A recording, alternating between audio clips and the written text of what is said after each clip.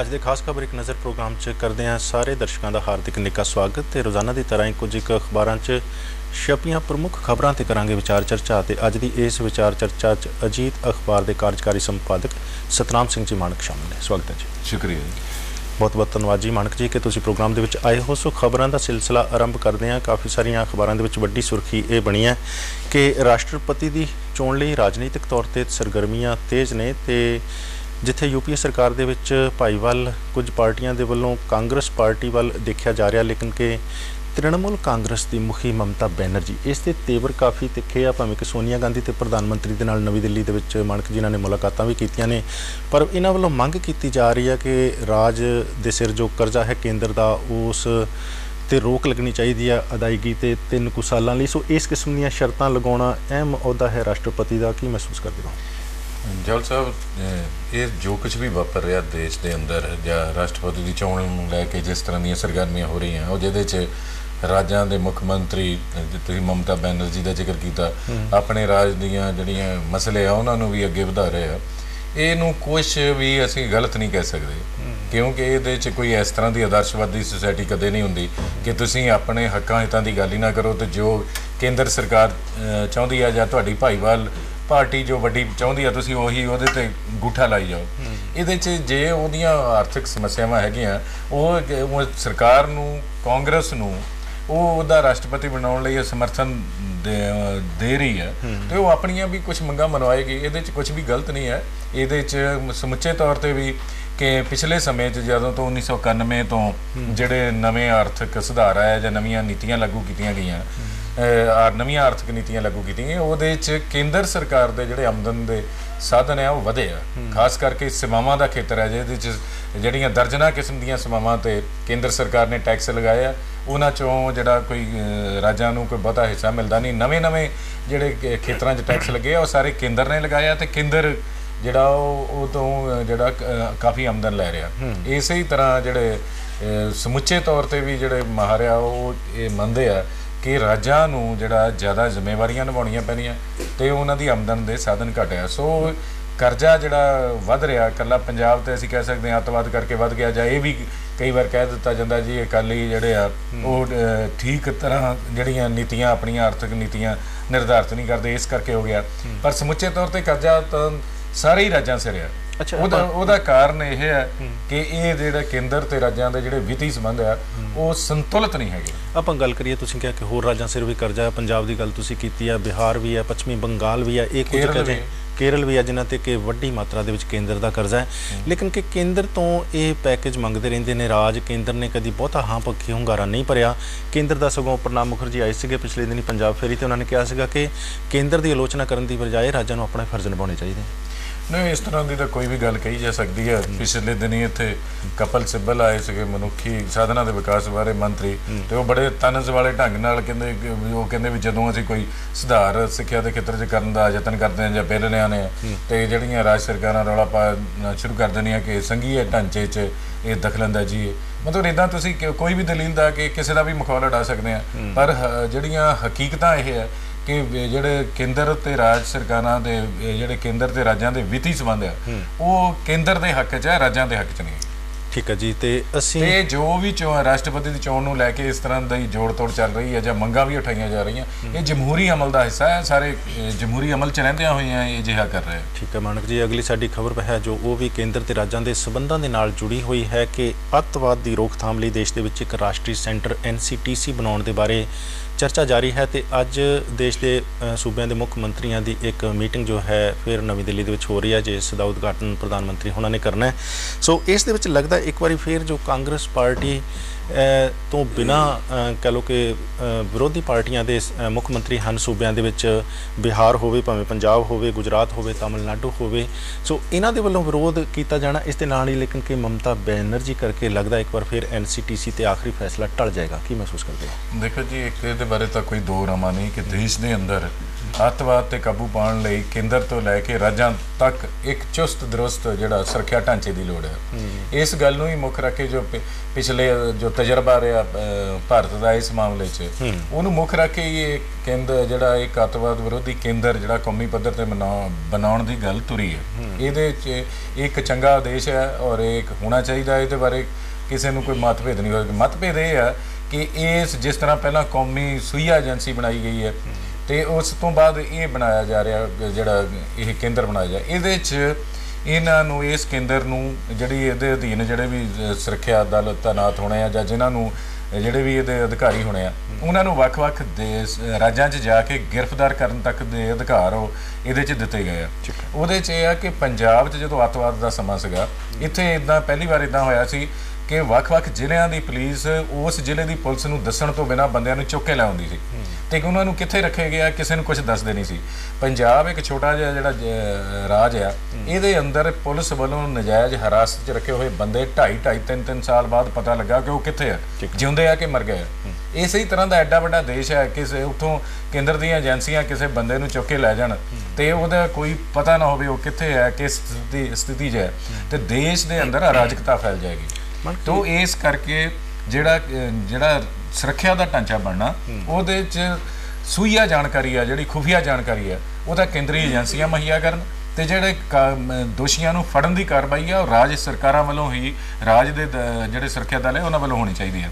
ਬਾਕੀ ਇਹ ਐਡਾ ਵੱਡਾ ਵਿਸ਼ਾਲ ਦੇਸ਼ ਹੈ, ਦਿੱਲੀ ਤੋਂ ਬੈਠ ਕੇ ਇਸ ਦੇਸ਼ ਨੂੰ ਸੁਰੱਖਿਆ ਮੁਹੱਈਆ ਨਹੀਂ ਕੀਤੀ ਜਾ ਸਕਦੀ। ਜਿਸ ਤਰ੍ਹਾਂ ਦਾ ਚੁਸਤ ਦਰੁਸਤ ਢਾਂਚਾ ਜਿਹੜਾ ਕੇਂਦਰ ਪੱਧਰ ਤੇ ਹੋਣਾ ਚਾਹੀਦਾ ਉਸੇ ਤਰ੍ਹਾਂ ਦਾ ਰਾਜਾਂ ਦੀ ਪੱਧਰ ਤੇ ਹੋਣਾ ਚਾਹੀਦਾ ਔਰ ਕੇਂਦਰ ਸਰਕਾਰ ਨੂੰ ਰਾਜਾਂ ਨੂੰ ਇਹਦੇ ਲਈ ਤਕਨੀਕੀ ਤੇ ਵਿੱਤੀ ਸਹਾਇਤਾ ਦੇ ਕੇ ਇੱਕ ਪ੍ਰਭਾਵਸ਼ਾਲੀ ਸੁਰੱਖਿਆ ਢਾਂਚਾ ਖੜਾ ਕਰਨ 'ਚ ਮਦਦ ਕਰਨੀ ਚਾਹੀਦੀ। ਬਿਲਕੁਲ ਸੋ ਅਜਿਹੀ ਮੰਗ ਰਾਜਾਂ ਵੱਲੋਂ ਕੀਤੀ ਜਾ ਰਹੀ ਹੈ। ਪਰ ਇਹ ਗੱਲ ਅਸੀਂ ਕਰੀਏ ਸਿੱਧੇ ਵਿਦੇਸ਼ੀ ਨਿਵੇਸ਼ ਦੇ ਫੈਸਲੇ ਦੀ, ਲੋਕਪਾਲ ਦੇ ਮੁੱਦੇ ਦੀ, ਸੋ ਮਮਤਾ ਬੈਨਰਜੀ ਕਰਕੇ ਕੇਂਦਰ ਸਰਕਾਰ ਨੂੰ ਬਾਰ-ਬਾਰ ਆਪਣੇ ਫੈਸਲੇ ਬਦਲਣੇ ਪੈਣੇ ਰਹਿੰਦੇ ਰਹੇ। ਹੁਣ ਰਾਸ਼ਟਰਪਤੀ ਦੀ ਚੋਣ ਵੀ ਆ ਰਹੀ ਹੈ। ਤੁਹਾਨੂੰ ਕੀ ਲੱਗਦਾ ਕਿ ਉਦੋਂ ਤੱਕ ਤ੍ਰਿਣਮੂਲ ਕਾਂਗਰਸ ਨੂੰ ਨਾਲ ਰੱਖਣ ਲਈ ਇੱਕ ਵਾਰ ਫਿਰ ਸਰਕਾਰ ਨੂੰ NCTC ਤੇ ਕਮਜ਼ੋਰ ਪੈਣਾ ਸਕਦਾ? ਦੇਖੋ ਜੀ ਇਹਦੇ 'ਚ ਇਹ ਜੇ ਇਸ ਵਾਰ ਨਹੀਂ ਫੈਸਲਾ ਹੁੰਦਾ ਤੇ ਆਸ ਤਾਂ ਕੀਤੀ ਜਾਣੀ ਚਾਹੀਦੀ ਹੈ ਕਿ ਇਸ ਵਾਰੀ ਮਤਭੇਦ ਦੂਰ ਹੋ ਜਾਣਗੇ ਕੋਈ ਜਿਹੜਾ ਇਹ ਅੱਤਵਾਦ ਵਿਰੋਧੀ ਕੇਂਦਰ ਬਣਾਉਣ ਲਈ। ਤੇ ਜੇ ਨਹੀਂ ਹੁੰਦਾ ਤਾਂ ਕਿਸੇ ਅਗਲੀ ਮੀਟਿੰਗ 'ਚ ਹੋ ਜਾਏਗਾ। ਜਮਹੂਰੀ ਦੇਸ਼ਾਂ ਦੇ ਅੰਦਰ ਖਾਸ ਕਰਕੇ ਜਿੱਥੇ ਗੱਠਜੋੜ ਰਾਜਨੀਤੀ ਚੱਲ ਰਹੀ ਹੋਵੇ ਉੱਥੇ ਫੈਸਲੇ ਜਿਹੜੇ ਆ ਉਹ ਜ਼ਿਆਦਾ ਵਿਚਾਰ ਵਟਾਂਦਰੇ ਤੋਂ ਬਾਅਦ ਹੀ ਹੁੰਦੇ ਆ ਤੇ ਇਹਦੇ 'ਚ ਕੋਈ ਨਿਰਾਸ਼ ਹੋਣ ਦੀ ਲੋੜ ਨਹੀਂ ਹੈਗੀ। ਤੇ ਲੋੜ ਇਸ ਗੱਲ ਦੀ ਹੈ ਕਿ ਸਾਰੇ ਜਿਹੜੀਆਂ ਰਾਜਨੀਤਿਕ ਪਾਰਟੀਆਂ ਜਿੱਥੇ ਆਪਣੇ ਖੇਤਰੀ ਹਿੱਤਾਂ ਨੂੰ ਉਹ ਤਰਜੀਹ ਦੇਣੀਆਂ ਨਾਲ ਕੌਮੀ ਹਿੱਤਾਂ ਨੂੰ ਵੀ ਤਰਜੀਹ ਦੇਣ ਔਰ ਖੇਤਰੀ ਤੇ ਕੌਮੀ ਹਿੱਤਾਂ ਦੇ ਦਰਮਿਆਨ ਇੱਕ ਸੰਤੁਲਿਤ ਬਣਾ ਕੇ ਤੁਰਨ ਦੀ ਲੋੜ ਹੈ। ਇਹੀ ਅਸੀਂ ਆਸ ਕਰ ਸਕਦੇ ਹਾਂ। ਠੀਕ ਹੈ ਜੀ, ਅਸੀਂ ਹੁਣ ਗੱਲ ਕਰਦੇ ਹਾਂ ਪ੍ਰੋਗਰਾਮ ਦੇ ਵਿੱਚ ਸੰਘ ਲੋਕ ਸੇਵਾ ਕਮਿਸ਼ਨ ਸੋ UPSC ਦੀਆਂ ਹੋਈਆਂ ਪ੍ਰੀਖਿਆਵਾਂ ਤੇ ਉਹਨਾਂ ਦੇ ਨਤੀਜਿਆਂ ਦੀ।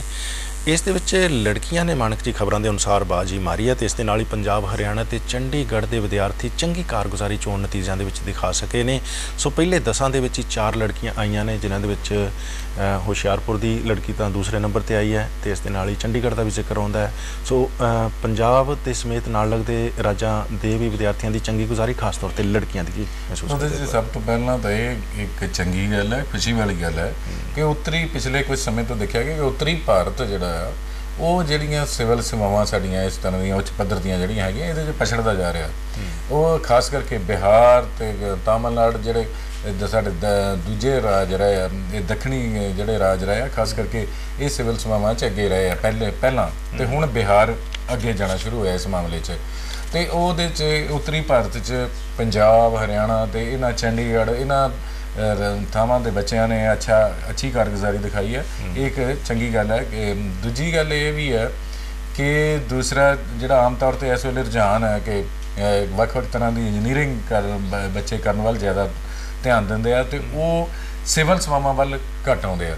ਇਹਦੇ 'ਚ ਜਿਹੜੀ ਹਰਿਆਣੇ ਦੀ ਲੜਕੀ ਹੈ ਰੁਕਮਣੀ ਰਿਆੜ ਆ, ਇਹਨੇ ਆਰਟਸ ਰੱਖ ਕੇ ਔਰ ਉਹਦੇ 'ਚ ਅੱਛੀ ਜਿਹੜੀ ਉਹਨੇ ਨੰਬਰ ਲਿਆ। ਉਹ ਤੋਂ ਬਾਅਦ ਉਹਨੇ IAS ਦੀ ਜਿਹੜੀ ਹੈ ਟ੍ਰੇਨਿੰਗ ਕੀਤੀ ਹੈ, ਕੋਚਿੰਗ ਲਈ ਹੈ ਤੇ ਉਹਨੇ ਹਿੰਦੁਸਤਾਨ ਤੋਂ ਦੂਜੇ ਨੰਬਰ ਤੇ ਦਰਜਾ ਹਾਸਲ ਕੀਤਾ। ਇਹ ਦੂਜੇ ਬੱਚਿਆਂ ਲਈ ਵੀ ਜਿਹੜੀ ਪ੍ਰੇਰਨਾ ਹੈ ਕਿ ਸਿਰਫ ਇੰਜੀਨੀਅਰਿੰਗ ਹੀ ਖੇਤਰ ਨਹੀਂ ਹੈਗਾ। ਇਹ ਜਿਹੜੇ ਆਰਟਸ ਸਬਜੈਕਟ ਆ, ਇਹਨਾਂ 'ਚ ਪੜ੍ਹਾਈ ਕਰਕੇ ਵੀ ਤੁਸੀਂ ਅੱਗੇ ਵੱਧ ਸਕਦੇ ਆ ਜੇ ਤੁਹਾਡੇ 'ਚ ਯੋਗਤਾ ਹੈ। ਰੁਕਮਣੀ ਰਿਆੜ ਦਾ ਸੰਬੰਧ ਹੁਸ਼ਿਆਰਪੁਰ ਦੇ ਨਾਲ, ਦੂਸਰੇ ਨੰਬਰ ਤੇ ਯਮੁਨਾ ਨਗਰ ਦੀ ਲੜਕੀ ਪਹਿਲੇ ਨੰਬਰ ਤੇ ਲੁਧਿਆਣਾ ਦਾ ਲੜਕਾ ਵੀ ਪਹਿਲੇ 10 ਦੇ ਵਿੱਚ।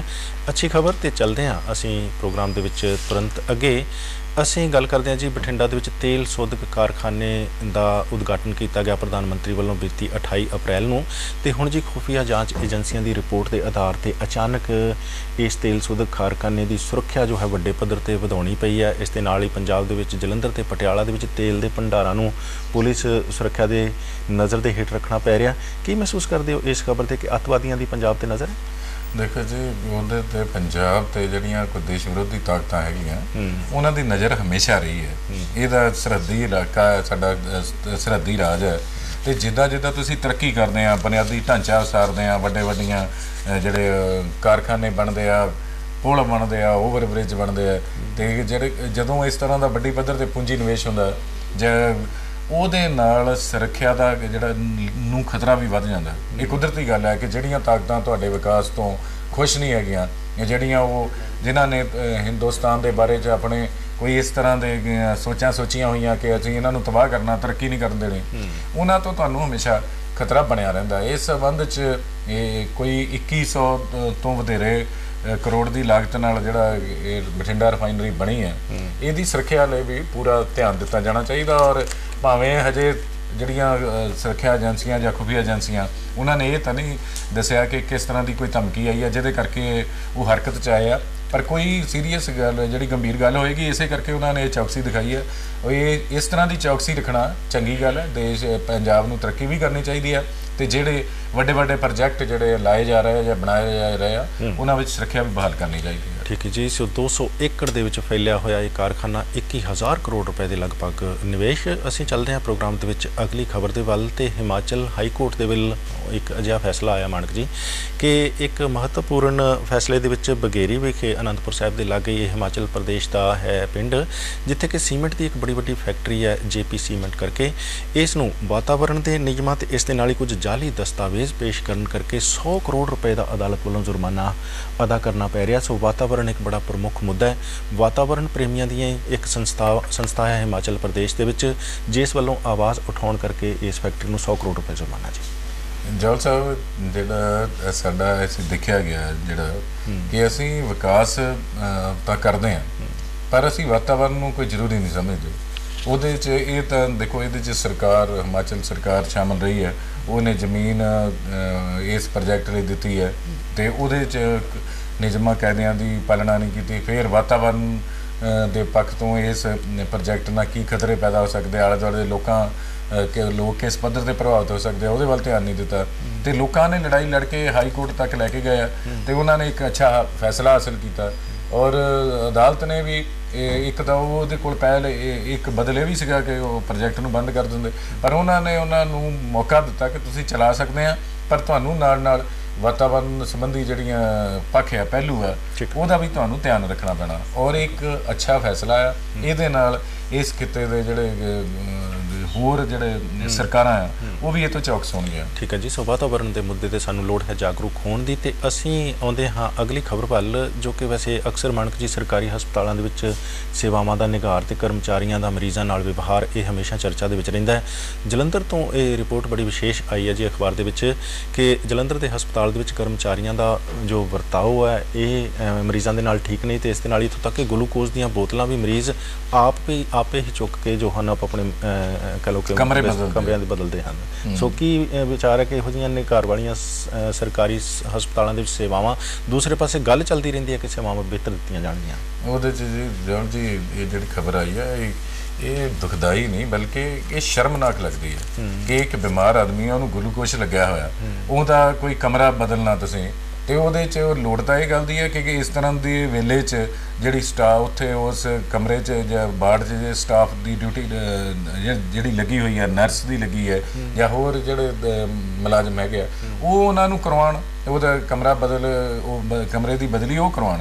ਇਹਦੇ 'ਚ ਕਿ ਜੇ ਕਮਰਾ ਬਦਲਣਾ ਤੇ ਤੁਸੀਂ ਗਲੂਕੋਜ਼ ਦੀਆਂ ਬੋਤਲਾਂ ਹੱਥ 'ਚ ਫੜ ਕੇ ਤੇ ਤੁਸੀਂ ਆਪ ਪੌੜੀਆਂ ਚੜ੍ਹੋ ਤੇ ਦੂਜੇ ਕਮਰੇ 'ਚ ਜਾਓ, ਇਹਨੂੰ ਇੱਕ ਅਣਮਨੁੱਖੀ ਜਿਹੜੀ ਇਹ ਘਟਨਾ ਕਿਹਾ ਜਾ ਸਕਦਾ ਔਰ ਜਿੰਨੀ ਵੀ ਇਹਦੀ ਨਿੰਦਾ ਕੀਤੀ ਜਾਏ ਥੋੜੀ ਹੈ। ਬਾਕੀ ਜਿਹੜਾ ਸਰਕਾਰਾਂ ਦਾ ਫਰਜ਼ ਹੈ ਲੋੜੀਂਦੇ ਸਾਧਨ ਮੁਹੱਈਆ ਕਰਨਾ। ਸਰਕਾਰਾਂ ਪਿਛਲੇ ਸਮੇਂ 'ਚ ਘੱਟ ਸਾਧਨ ਮੁਹੱਈਆ ਕਰਾਏ ਆ, ਇਸ ਕਰਕੇ ਕਿਹਾ ਜਾਂਦਾ ਰਿਹਾ ਕਿ ਸਾਡੇ ਸਿਵਲ ਹਸਪਤਾਲ ਹੈ ਉਹਨਾਂ ਦੀ ਹਾਲਤ ਮਾੜੀ ਹੋਈ ਹੈ। ਪਰ ਜੇ ਸਰਕਾਰਾਂ ਸਾਧਨ ਮੁਹੱਈਆ ਕਰਦੀਆਂ ਤਾਂ ਕੰਮ ਤਾਂ ਜਿਹੜਾ ਮੁਲਾਜ਼ਮਾਂ ਨੂੰ ਹੀ ਕਰਨਾ ਪਏਗਾ ਨਾ। ਜੇ ਉਹ ਕੰਮ ਨਹੀਂ ਕਰਦੇ ਤੇ ਉੱਥੇ ਚੰਗੀਆਂ ਸੇਵਾਵਾਂ ਨਹੀਂ ਦਿੱਤੀਆਂ ਜਾ ਸਕਦੀਆਂ। ਜੇ ਆਪਾਂ ਸਾਧਨ ਮੁਹੱਈਆ ਦੀ ਗੱਲ ਕਰਨੀ ਹੋਵੇ ਤਾਂ ਰਜਿੰਦਰਾ ਹਸਪੀਟਲ ਪਟਿਆਲਾ 122 ਕਰੋੜ ਰੁਪਏ ਦੀ ਰਾਸ਼ੀ ਮੁੱਖ ਮੰਤਰੀ ਸਰਦਾਰ ਪ੍ਰਕਾਸ਼ ਸਿੰਘ ਬਾਦਲ ਹੋਣਾ ਦੀ ਦੇਖ ਰੇਖ ਹੇਠ ਜਾਰੀ ਕਰ ਦਿੱਤੀ ਗਈ ਜੀ। ਉਸ ਹਸਪਤਾਲ ਦੀ ਖਸਤਾ ਹਾਲਤ ਹੈ, ਉਸ ਨੂੰ ਸੁਧਾਰਨ ਦੇ ਲਈ ਇੰਨੀ ਵੱਡੀ ਰਕਮ। ਸੋ ਖਬਰਾਂ ਆਉਂਦੀਆਂ ਰਹਿੰਦੀਆਂ ਨੇ ਕਿ ਸਰਕਾਰ ਕੁਝ ਕਰਦੀ ਹੈ, ਰਕਮਾਂ ਜਾਰੀ ਹੁੰਦੀਆਂ ਨੇ, ਪਰ ਮਰੀਜ਼ਾਂ ਨੂੰ ਫਿਰ ਵੀ ਉਹਨਾਂ ਦੀ ਅਣਦੇਖੀ ਹੁੰਦੀ ਹੈ। ਇਹ ਜਿਹੜੀ ਸਰਕਾਰ ਹੈ ਪਿਛਲੇ ਸਮੇਂ 'ਚ ਵੀ ਅਕਾਲੀ ਭਾਜਪਾ ਸਰਕਾਰ ਨੇ ਹਸਪਤਾਲਾਂ ਲਈ ਕਾਫੀ ਪੈਸੇ ਜਿਹੜੇ ਦਿੱਤੇ ਸੀਗੇ। ਇਸ ਵਾਰ ਵੀ ਤੁਸੀਂ ਦੱਸਿਆ ਕਿ ਰਜਿੰਦਰਾ ਹਸਪਤਾਲ ਲਈ ਕਾਫੀ ਪੈਸੇ ਦਿੱਤੇ ਗਏ ਤੇ ਉਹਦੇ 'ਚ ਇਹ ਚੰਗੀ ਗੱਲ ਹੈ। ਸਿਹਤ ਸੇਵਾਵਾਂ ਵੱਲ ਧਿਆਨ ਦੇਣਾ ਚਾਹੀਦਾ, ਪਰ ਨਾਲ ਇਹਨਾਂ ਕੰਮ ਸੱਭਿਆਚਾਰ ਵੀ ਇਹਨਾਂ ਹਸਪਤਾਲਾਂ ਵਿੱਚ ਬਣਨਾ ਚਾਹੀਦਾ ਤਾਂ ਕਿ ਲੋਕਾਂ ਨੂੰ ਚੰਗੀਆਂ ਸੇਵਾਵਾਂ ਮਿਲ ਸਕਣ। ਬਿਲਕੁਲ ਜੀ, ਸੋ ਕੰਮ ਸੱਭਿਆਚਾਰ ਬਣਨਾ ਚਾਹੀਦਾ ਹਰ ਖੇਤਰ ਦੇ ਵਿੱਚ ਹੀ। ਇਸ ਸੰਦੇਸ਼ ਦੇ ਨਾਲ ਅਸੀਂ ਅੱਜ ਦਾ ਖਾਸ ਖਬਰ ਇੱਕ ਨਜ਼ਰ ਪ੍ਰੋਗਰਾਮ ਇੱਥੇ ਸਮਾਪਤ ਕਰਾਂਗੇ ਕਿਉਂਕਿ ਸਮਾਂ ਹੁਣ ਬਾਕੀ ਰਹਿ ਨਹੀਂ ਗਿਆ ਹੈ। ਸਤਨਾਮ ਮਾਨਕ ਜੀ, ਪ੍ਰੋਗਰਾਮ ਚਾਹੀਏ ਤੁਹਾਡਾ ਬਹੁਤ ਬਹੁਤ ਧੰਨਵਾਦ ਹੈ। ਸ਼ੁਕਰੀਆ। ਅਸੀਂ ਲੈਂਦੇ ਹਾਂ ਦਰਸ਼ਕਾਂ ਤੋਂ ਇੱਥੇ ਇਜਾਜ਼ਤ। ਸਤਿ ਸ਼੍ਰੀ ਅਕਾਲ।